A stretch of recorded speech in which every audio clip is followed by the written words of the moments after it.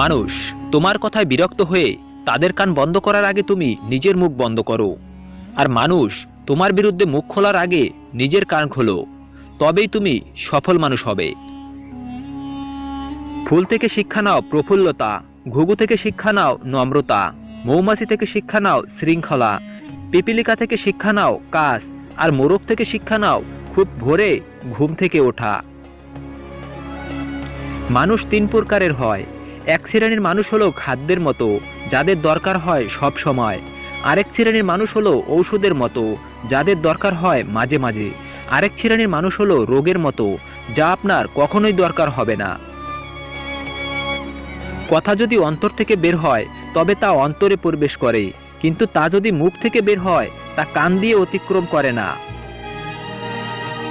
মনে রেখো, যদি নিজের বিবেককে বড় মনে করো তবে শত্রু সৃষ্টি হবে।